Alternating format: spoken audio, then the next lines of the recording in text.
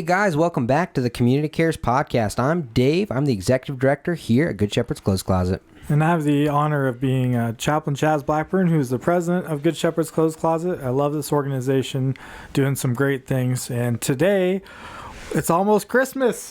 It's almost Christmas. I know. Look at the studio. It's all Christmased out. Is Santa coming? No, not this year. That was last year.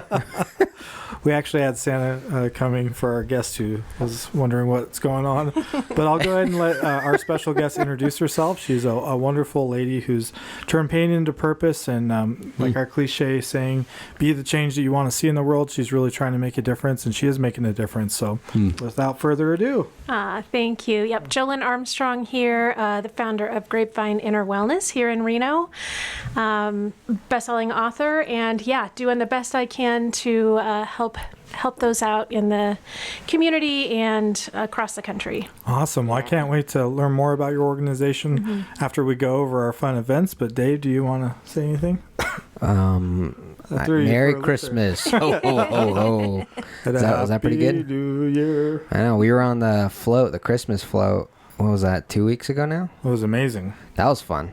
Yes. So Joanne was the one that did it. I guess my dad got in trouble for taking credit for it. Oh, I know. Actually, I gave him credit, and then he corrected me on Facebook, which makes sense. He probably had gotten in trouble. I know. Wanted to make sure. That I heard it from my mom and my dad. So, for those who don't know, the Sparks Christmas Parade, hometown Christmas Parade, it was awesome. Thousands of people, lots of great floats, and it was Western theme. And my favorite part was we had the scooters riding behind us with the little horses tied to them. Oh yeah, that was fun.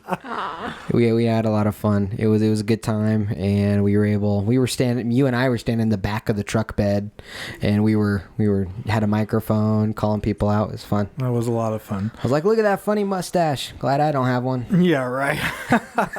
You did not say that. I didn't say that. What was the best part was just seeing all the community involvement, all the families. I was really surprised. It's nice to see that. There was a lot of people, and there was a lot of individuals that were just volunteering their time, and I think it's mostly volunteer ran, if I remember right. But yeah, the Great Basin Chaplain Corps helped set up the nativity scene, and there was tons and tons of volunteers helping set up. A lot of work to make that happen. But my favorite part was Councilman Donald Abbott dressing up like the Western guy, the old nugget. Dude, he came up to me. And I'm like, "What are you dressed up as?" He's like, "Oh, you can't tell." And I couldn't. I had no clue. And then I saw his beard. Like I know crazy. It looked like gray. But it wasn't until afterwards. I saw the picture online. I'm like, oh, that's what he was doing. I see now. We'll give the fireworks to Donald Abbott. Let's see if it. What was the other one? Our guest last week did lasers, wasn't it? How's that work? Oh man, they're not working. I don't know, dude. You messed up the camera. Yeah, sure. Messed it up, dude. We'll give some hearts. Let's see. Oh, there we go. At least the hearts work. All right, so let's get into our events segment. We always start by highlighting at least 3 events in the community that are happening or things to do, because we want to encourage you to be out and about and know that there's always something to do. I can't tell you how many times I hear people say there's nothing to do in Reno Sparks, and there is always something to do. We have some great local events as a community. Yeah, I know it. It's great. So let's highlight some events. The first thing we want to highlight is the ice skating at GSR. It is going on now through the beginning of March. Sunday through Thursday is 5 to 9:30 p.m. Friday and Saturday is 5 to 11. Gates open at 4 p.m. Ice time and skate rentals are both $19. Ice time only is $12. So if you got your own skates, Jazz, do you got your own skates? I do not. Do you? No, I don't. I wish. We should go skate shopping, huh, bud? Yeah. We'll do a segment. We'll get some GSCC branded skates. Yeah, we'll put our heart logo on it. Sticker on there. Yeah. There we go. Yeah, it's a lot of fun. It was always a tradition in my family to go ice skating on Christmas Eve. One of our favorite things. We don't do it anymore, but we used to when we were kids. I did go a few times as a kid. My favorite memory was getting the hot chocolate afterwards. Hot chocolate. The extra marshmallows, Oh man, they had some good hot chocolate at the event we were at for the Great American Craft Fair one. I could not believe how big and how many blocks of rows of craft fair booths. Oh, I know. It was huge this year. Brighton did a great job. Shout out to Brighton for giving us a free booth and supporting our cause. But it looks like I'll definitely be going next year. Yeah, definitely. It's a lot of fun, and he donates it to us because he believes in our cause and our mission. So thank you, Brighton. The next event we want to highlight is Christmas Eve services, and we're going to highlight the certain churches that support us monthly. SCF is the 22nd at 10. That's their Christmas Eve service, I guess.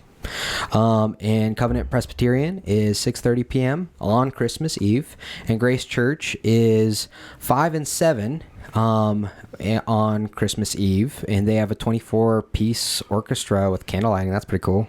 That's awesome. Did you guys go to doesn't Grace have like this Christmas town? Yeah, we went to it. Yeah. Did you get some pictures? Yeah, we got some pictures. I don't have them on me, but man. Did you wear an elf hat? No, I don't. I could see you wearing an elf hat though. I would totally wear an elf hat. I know you would. Yeah.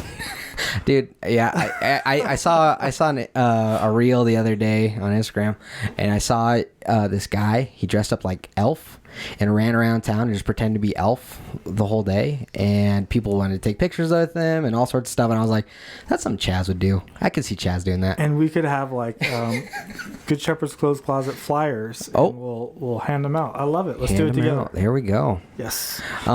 The next event we have is the Angel Tree Gathering, the annual Angel Tree Gathering at Circle Life Hospice. Yep. That's for the entire community. It's going to take place at 5:30 p.m. at our offices. You can find the information at colhospice.com, but we know that the holidays are difficult times, and so this is a beautiful time. We bring families together, and we create an ornament, talk about the stages of grief. So and it's just a beautiful time of remembrance, and we do provide dinner. Usually it's pizza, but I hear from an elf it's going to be Olive Garden this year.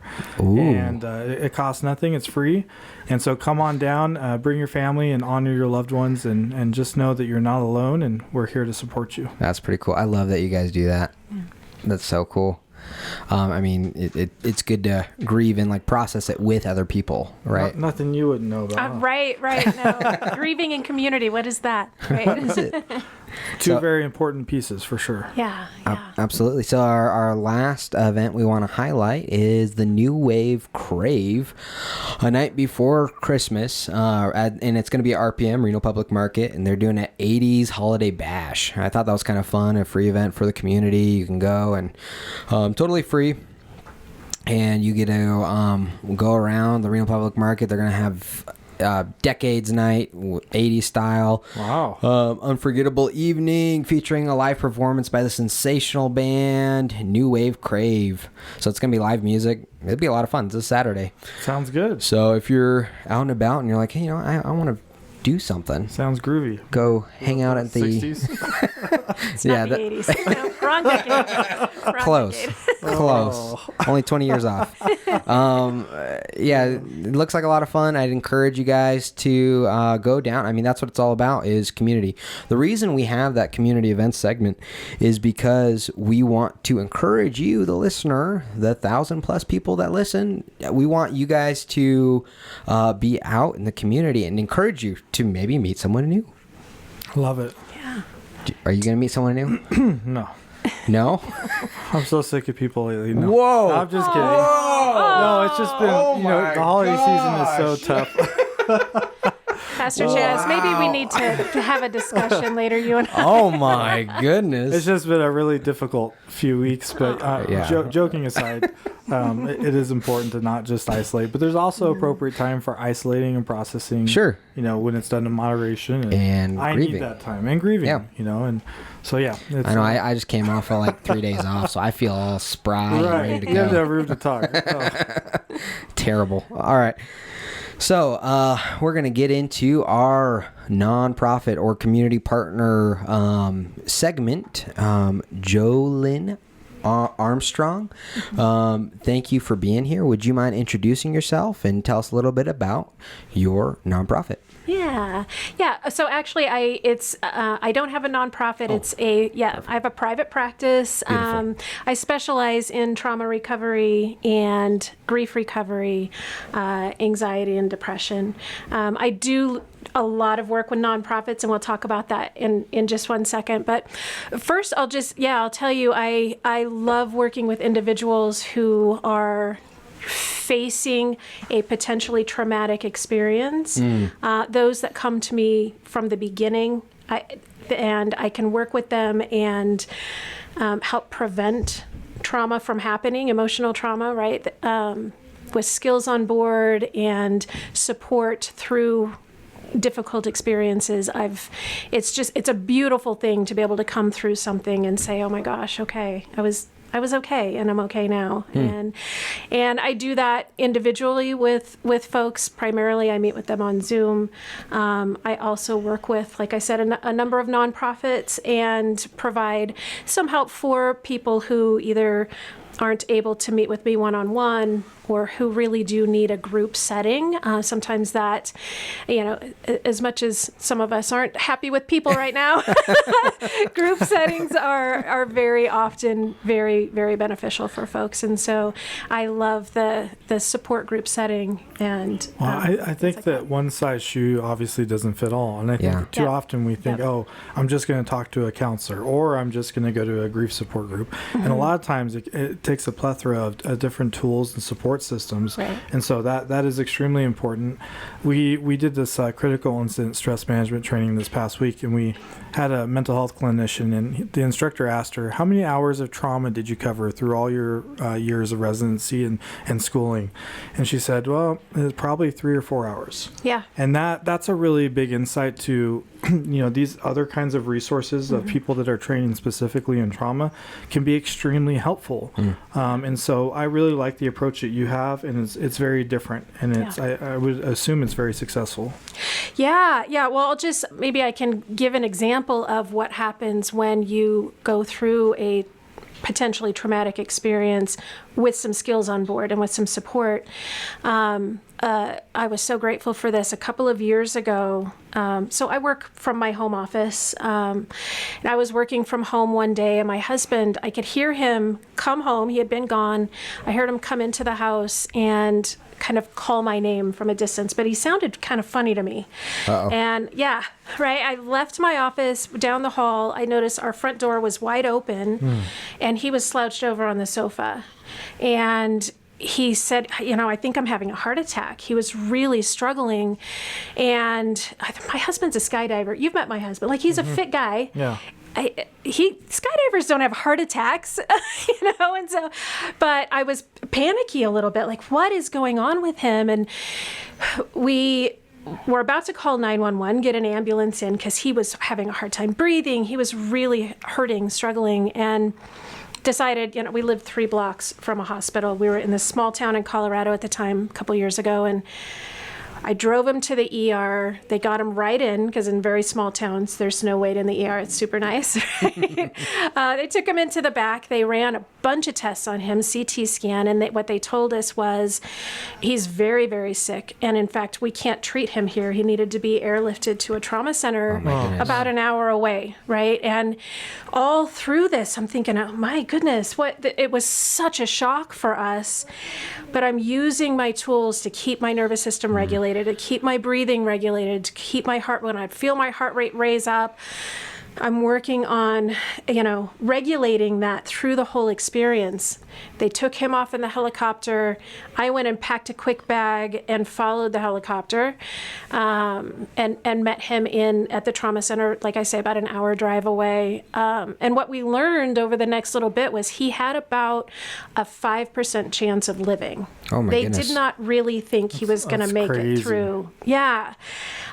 He spent a few days in the ICU in this trauma center and was released. But through this experience, he and I both were again, using the exercises, we were talking through it in ways that we knew that he and I could share what we were experiencing. We didn't try and be strong for each other. We shared, like, I'm terrified here. This is hard for me. We stayed together through the whole thing.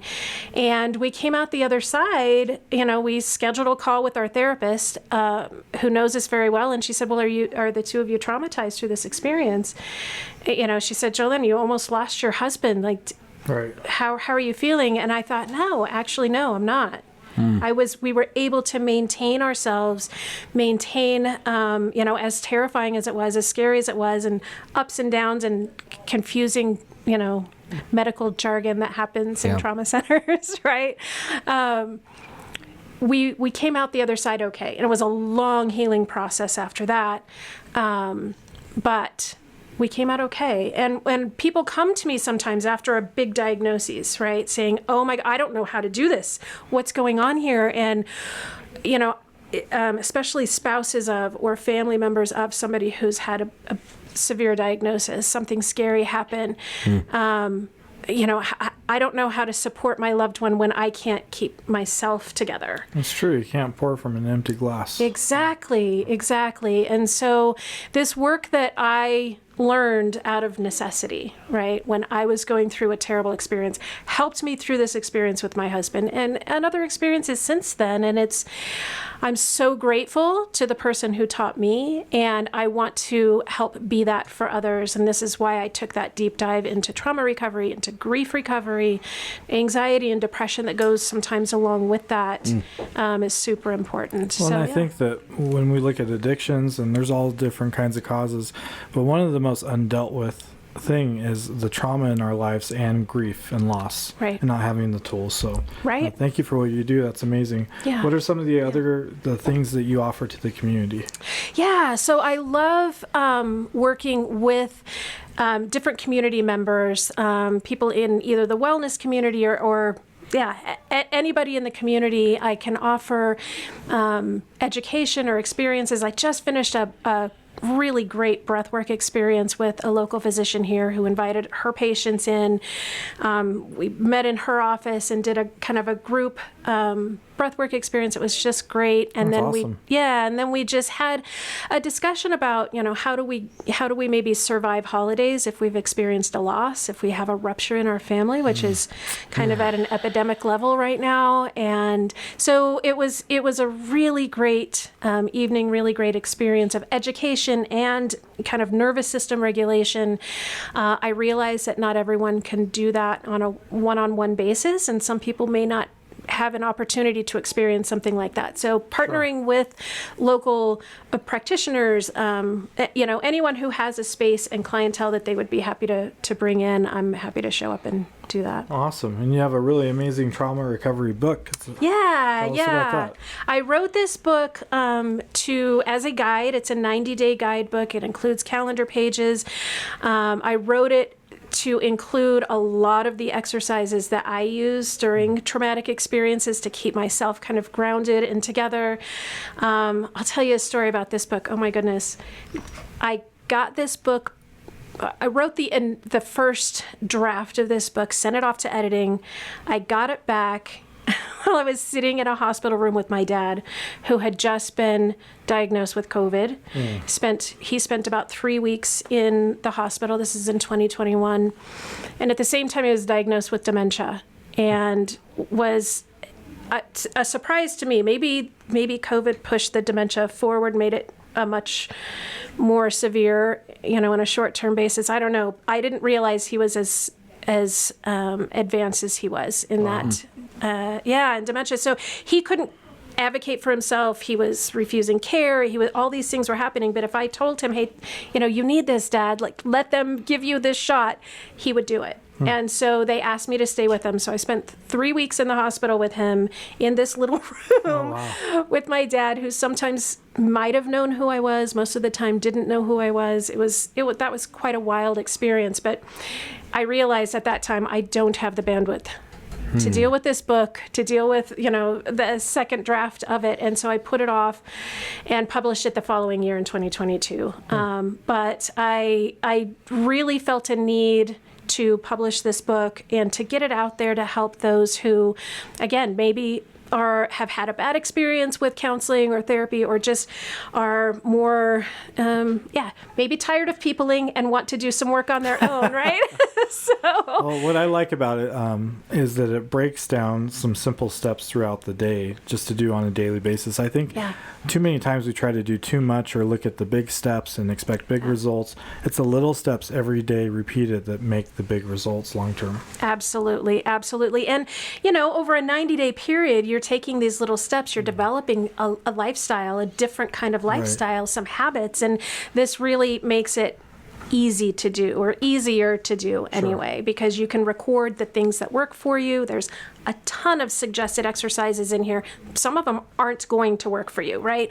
But some of them are. And so the ability to record that, well, I tried this yesterday and this actually didn't really work for me, but I tried that today and it did, right? So absolutely. Yeah. And you were saying it's a best-selling book?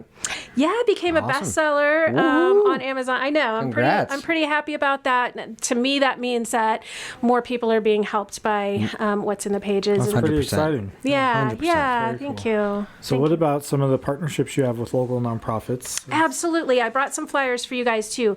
So one of the local groups that I'm working with is the Carolyn Children and Family Foundation. Awesome. We are starting support groups. This is a new support group starting in January for families, parents and siblings of children who are disabled. Oh, I love that. And this happens a lot, right? There's support for, I just love what our society does for those with disabilities. I love it so much. Very often, though, the families lack some support, and they go through a lot that people don't realize. Yeah. And so we wanted to, be able to bring these families together to support each other, to share the things that are working for them. So we're the second Saturday of every month, beginning Saturday, January 11th. The kids are going to meet at 6, and then the parents are going to meet at 7, and I'll be facilitating, along with some co-facilitators, the group for parents at 7 p.m. So, and they're meeting at the AFC Urgent Care on Vista Boulevard. Yeah, so that's the Carolyn Children and Family Foundation. It's so important. Some of those different demographics truly do get missed, and there's not a lot out there. So just knowing that there's others that are going through the same thing or similar, and being able to talk and share the power of their stories, that's incredible. Yeah, I'm really excited about this group. It's a lot. I'm sure we're going to be able to help a lot of folks through that. Yeah. The other group that I work with is Prison Families Alliance. This is a national group. It is support for families of those who have faced incarceration, or are facing incarceration, or have come out of incarceration. Wow. Another group of people who get overlooked, who get kind of villainized sometimes. They go through a lot. Talk about a traumatic experience. Oh my goodness. So Prison Families Alliance has support groups most weeks of the month. They usually have 2 or 3 groups based on different things, right? Spouses and partners group, siblings group. Yeah, a bunch of different ones. But we didn't have a local group here in Reno.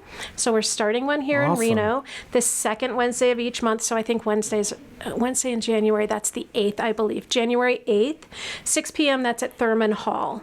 Cool. And I'll be facilitating that along with my good friend Mary Barker. So. And people just real quick don't really think about how much of a loss that is. The person's alive. You can't see them very often. Yeah. The things that you're dealing with, and people, you're right. They might, villainize those individuals when it wasn't even their fault per se. Right. Right. And so there's not as many resources. That's amazing. Yeah. They face a lot, and it is something that, understandably, people don't think about often. But I don't know if you know this, fully half of the U.S. population has or has had a loved one who's incarcerated. I've never heard that statistic. That's really right. Wow. Think about that. Wow. Yeah. I think that's cool. You're doing a lot of things in the community, and on top of having your practice. Yeah. So, I mean, you're a busy person. Just a little bit. Well, I love having my private practice. I love working one-on-one with those who are able to meet with me one-on-one. And I love that my practice allows me some space and time to do the things for those that need that group and that also may not be able to access help otherwise. It's great. Absolutely. Yeah. And you also have a podcast. Go ahead and plug. I Sorry, do. can you go ahead and plug that?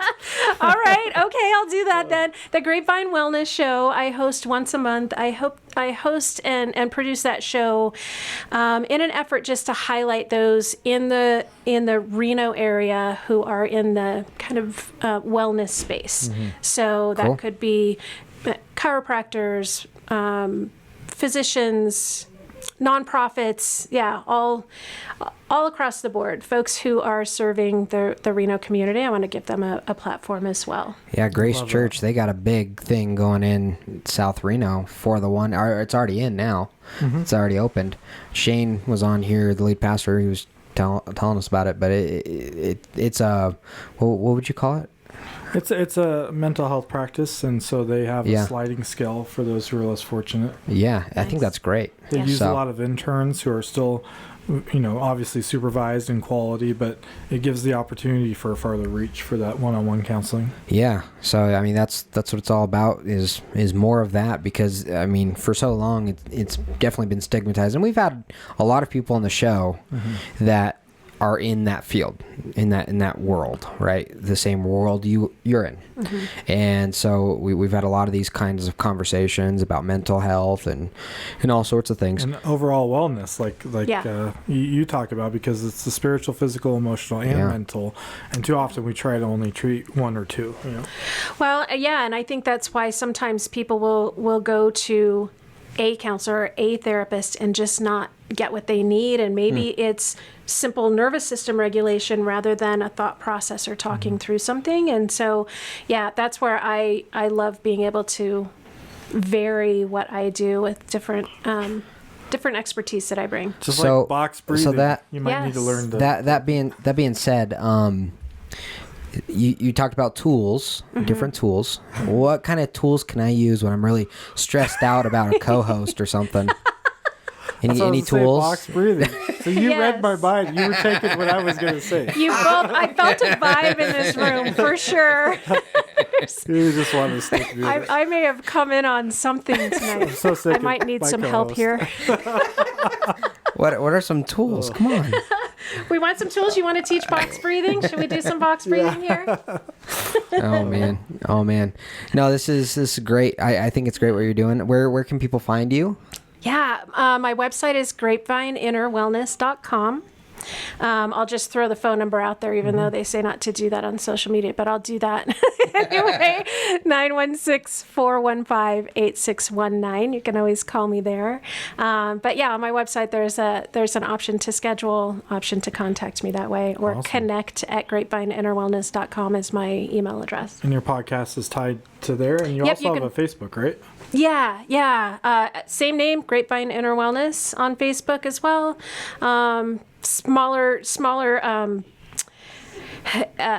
profile on Instagram as well. But yeah, I'm not great at social media. You know what? Half the time people come to me, I challenge them to stay off of social media. And so sometimes I'm Dude. like, okay, I'll be the bright light on social media that I can be. But yeah. You gotta talk to my wife. She literally has a flip phone, like an old flip phone. Nice. Because she's like, I don't want social media anymore. I'm Yeah, done with it. Like she still uses it as a tool, and she posts videos and stuff, but she does it only from her computer. So then it's not in her pocket all the time, which I super respect. Yeah, that's beautiful. It's harder with what I do, because I thought about doing that. Same. But it's harder because I've got to be on it. I've got to be on those emails. I got to be making sure that paperwork's done and stuff.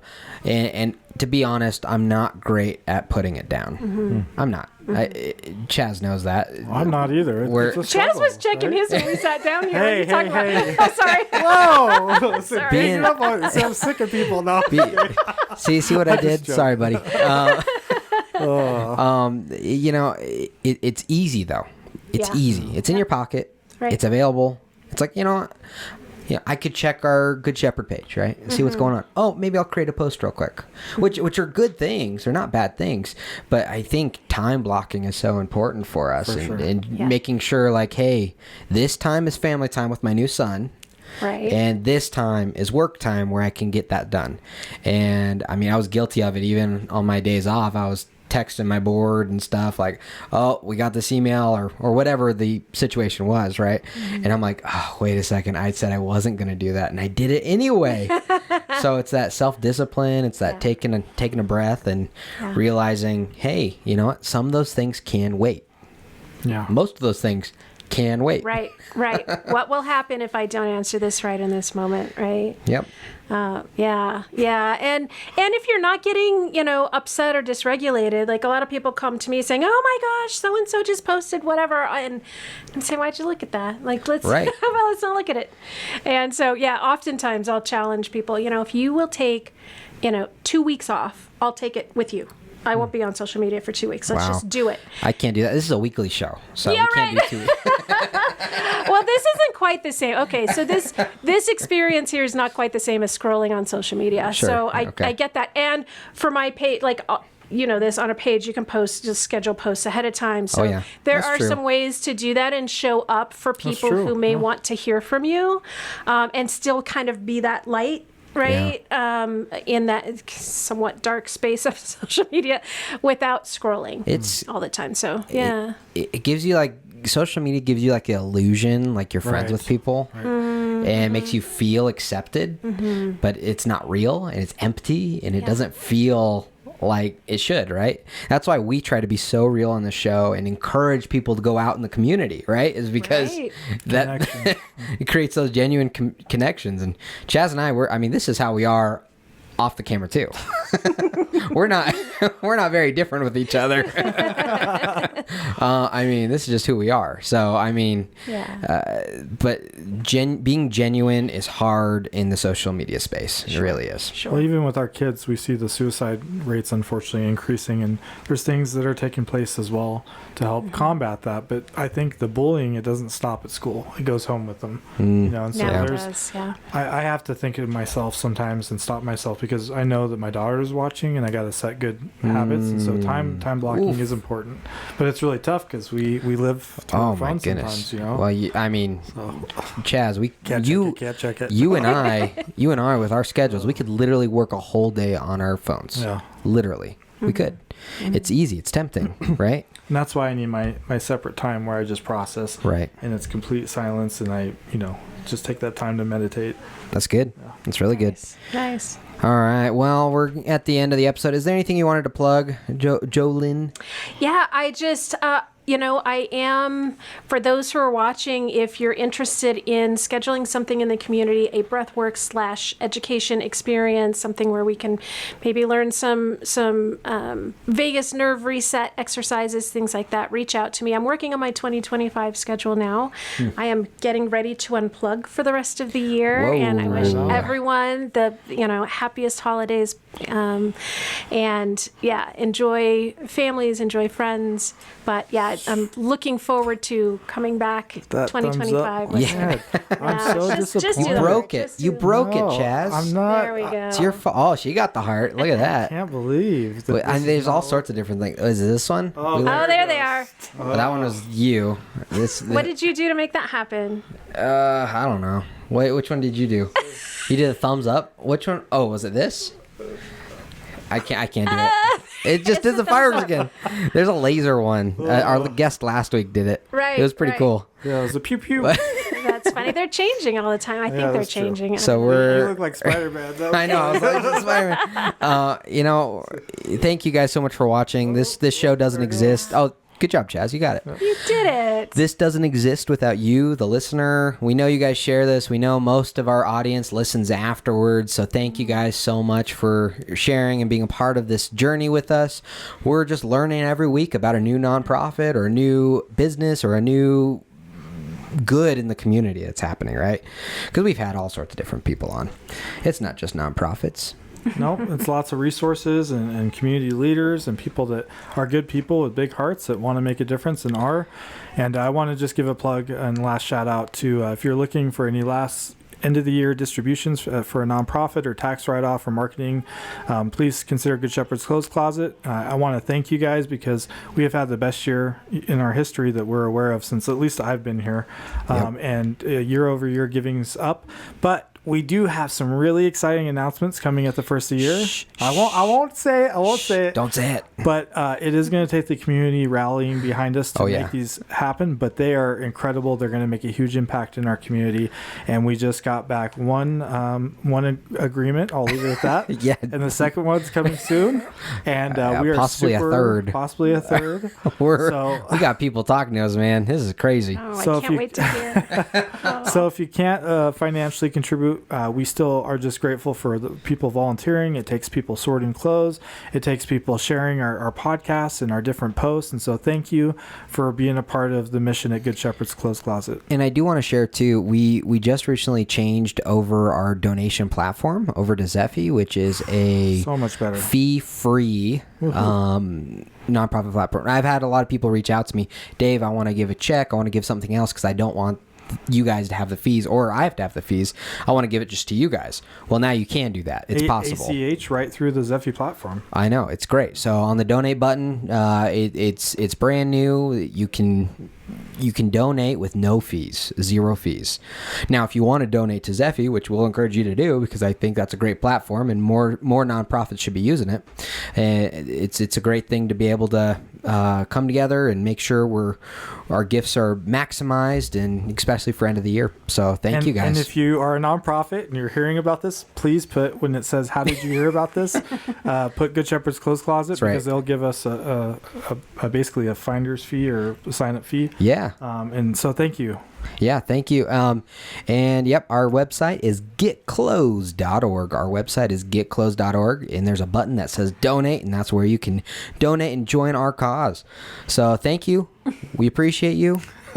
We help over 700 people a month, no matter what.